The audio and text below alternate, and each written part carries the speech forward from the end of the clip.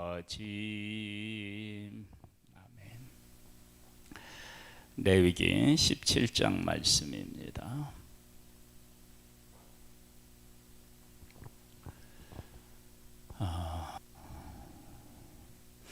하나님의 말씀 중에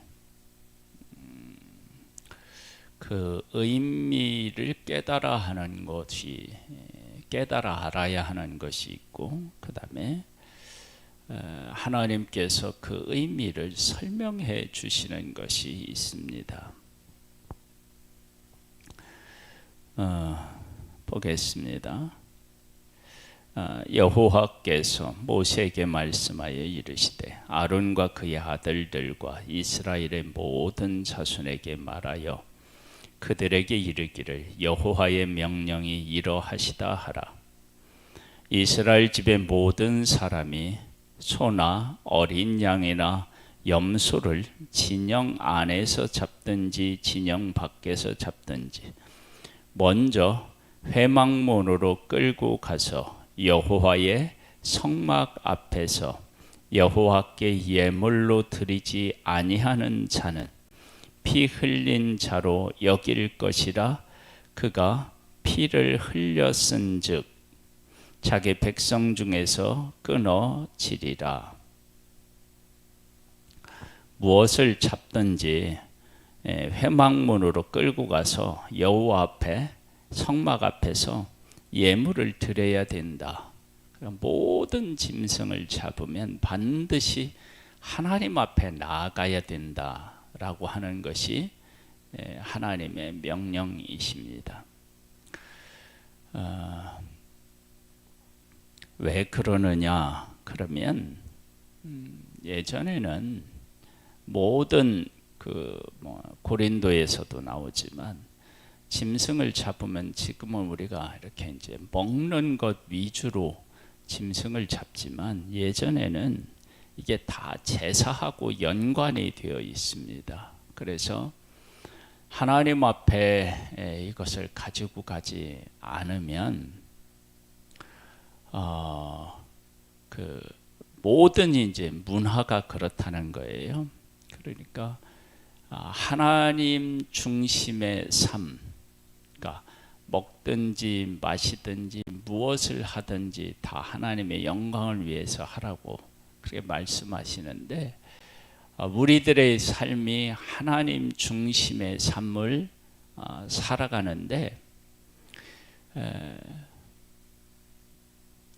태어날 때 하나님의 것인 첫 번째 아들, 또 먹어야 될 음식, 먹지 말아야 될 음식, 옷을 만드는데 어떻게 만들어야 하는지, 또 밭에서 농사를 지을 때 두 동자를 섞어 쓰지 말아야 되는 일, 또 밥상에 올라오는 것 중에서 정한 것, 부정한 것, 그리고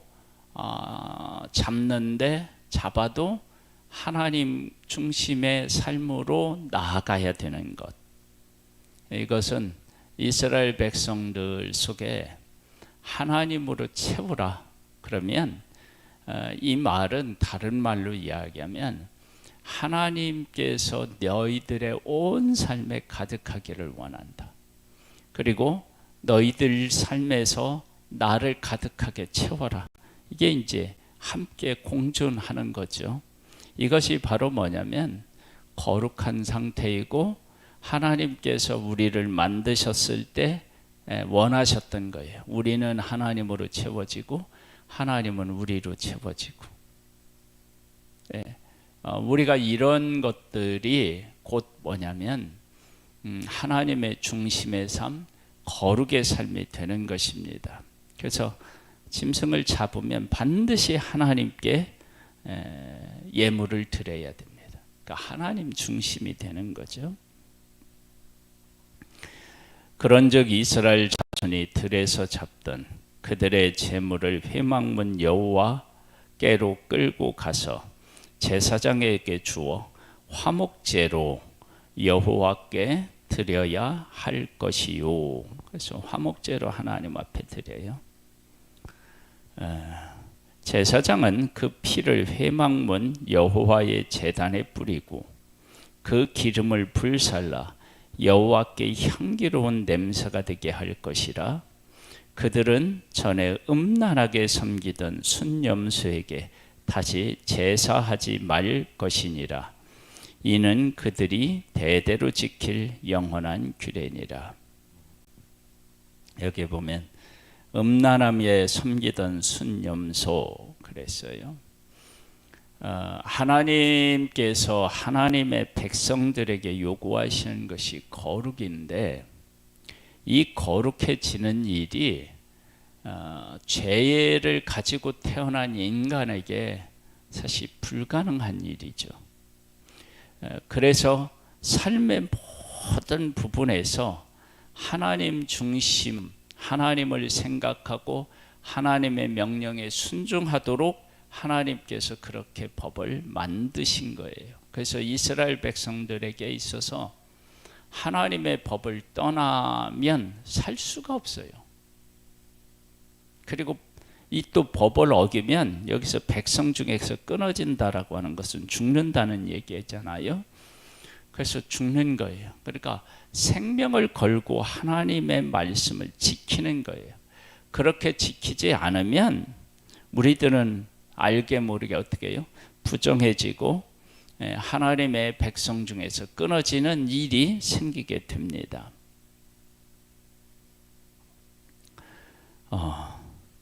10절을 말씀해 보면 이스라엘 집 사람이나 그들 중에 거류하는 거류민 중에 무슨 피든지 먹는 자가 있으면 내가 그 피를 그 먹는 그 사람에게는 내 얼굴에 대하여 그를 백성 중에서 끊으리니 육체의 생명은 피에 있음이라.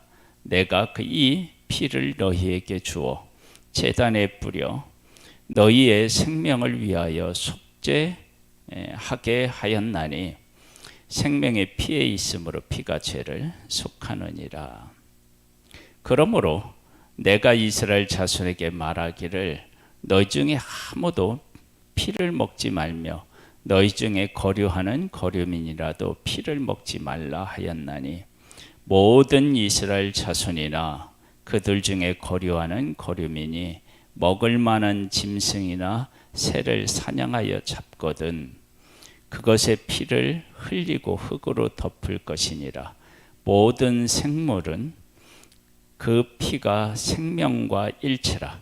그러므로 내가 이스라엘 자손에게 이르기를 너희는 어떤 육체의 피든지 먹지 말라 하였나니 모든 육체의 생명은 그것의 피인즉 그 피를 먹는 모든 자는 끊어지리라. 또 스스로 죽은 것이나 들짐승에게 찢겨 죽은 것을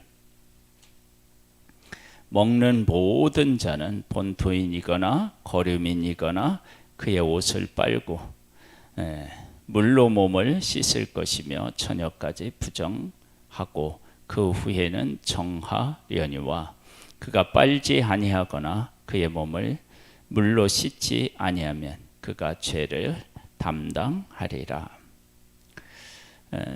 위에 있는 말씀도 피에 대한 이야기가 나오고 밑에 말씀도 피에 대한 이야기가 나오는데요. 생명은 피에 있대요.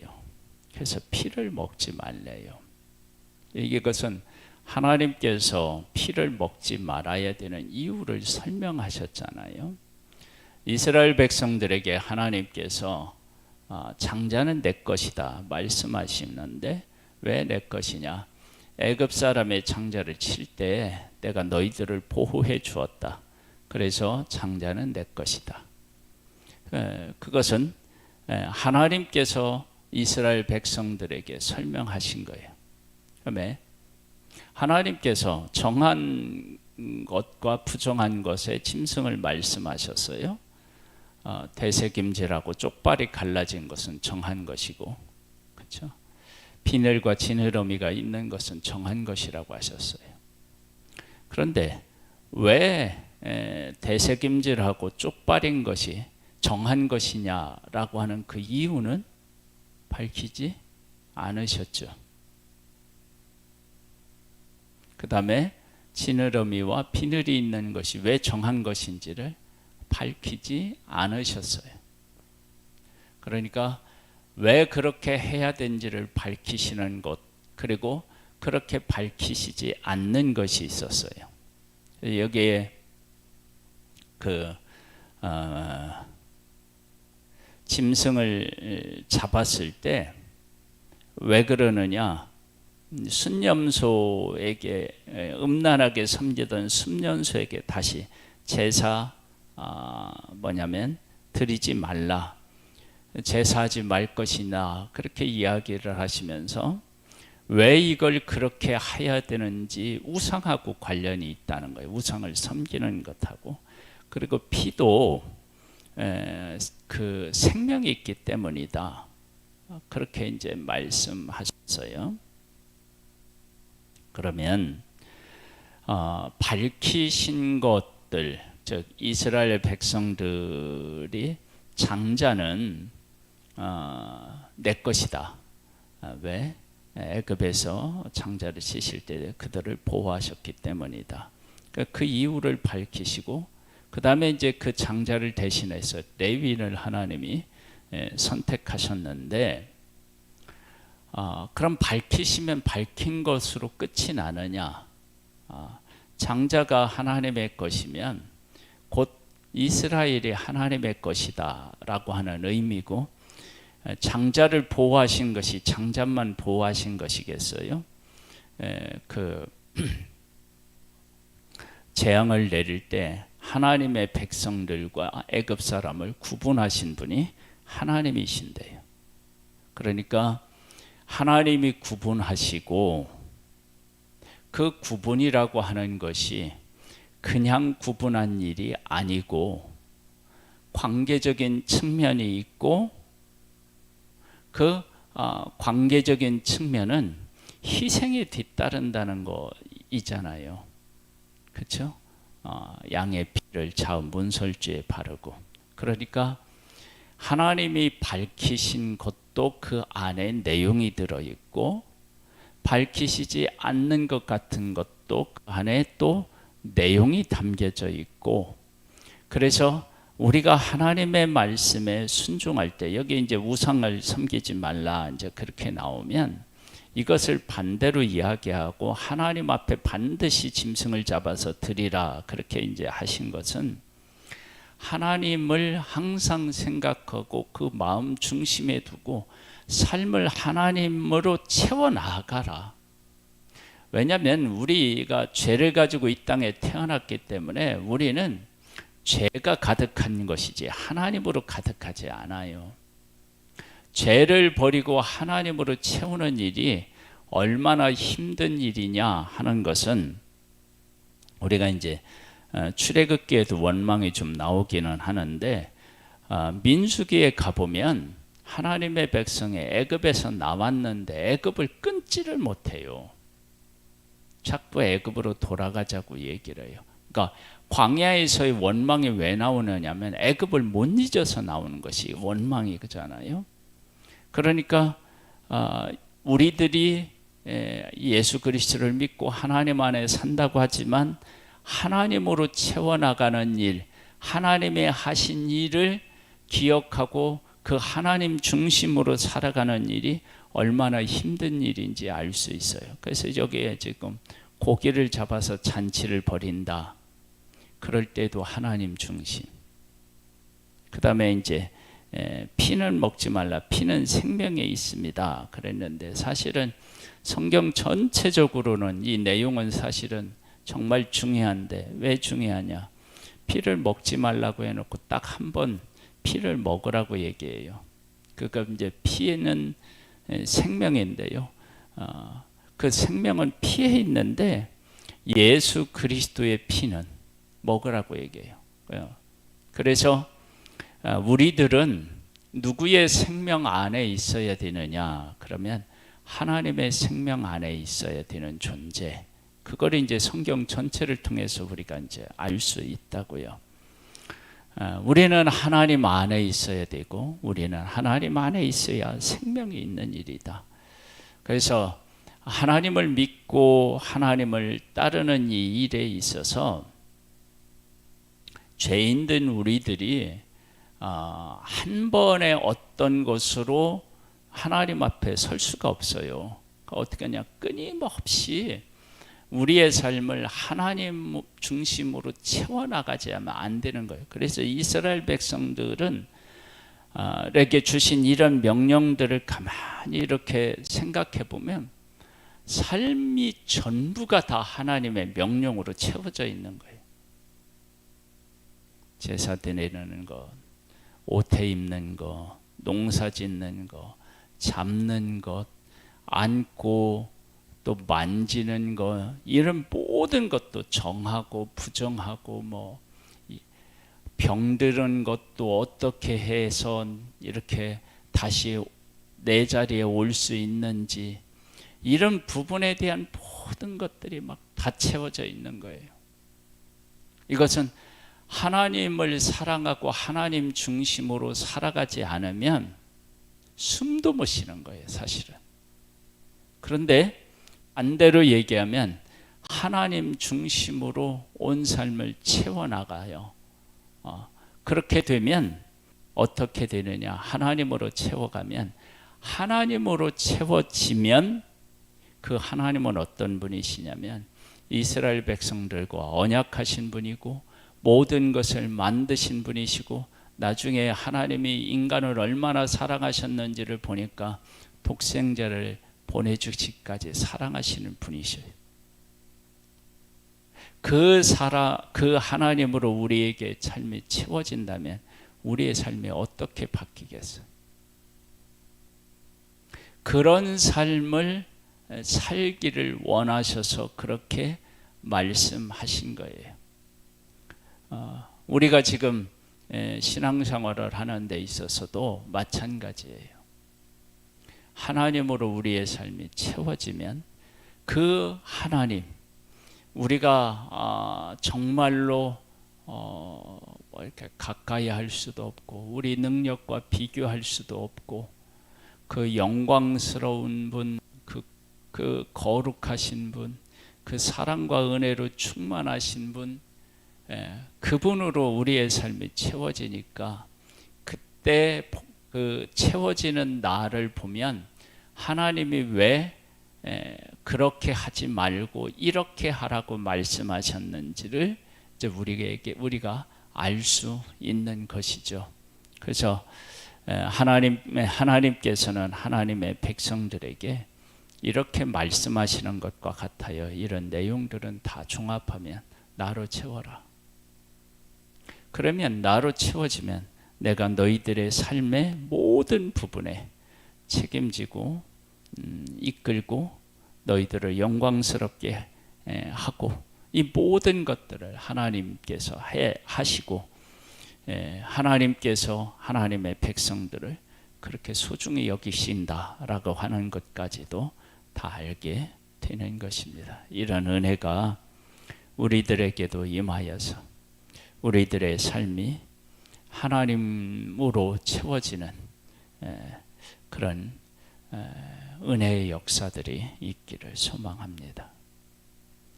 하나님 아버지, 우리의 삶이 주님 중심으로 살아가고 주님으로 채워져서 주님의 통치와 교제와 다스림을 받는 것이 얼마나 귀한 일이고 기쁜 일이고 감사한 일이고 찬양할 일인지를 우리들로 하여금 깨달을 수 있는 은혜를 베풀어 주시고 그것을 또한 누릴 수 있도록 역사해 주옵소서. 예수님의 이름으로 기도드립니다. 아멘. 하늘에 계신 우리 아버지여, 이름이 거룩히 여김을 받으시오며 나라에 임하옵시며 뜻이 하늘에서 이룬 것 같이 땅에서도 이루어지리이다. 오늘날 우리에게 일용할 양식을 주옵시고 우리가 우리에게 죄 지은 자를 사하여 준 것 같이 우리 죄를 사하여 주옵시고 우리를 시험에 들게 하지 마옵시고 다만 악에서 구하옵소서. 대개 나라와 권세와 영광이 아버지께 영원히 있사옵나이다. 아멘.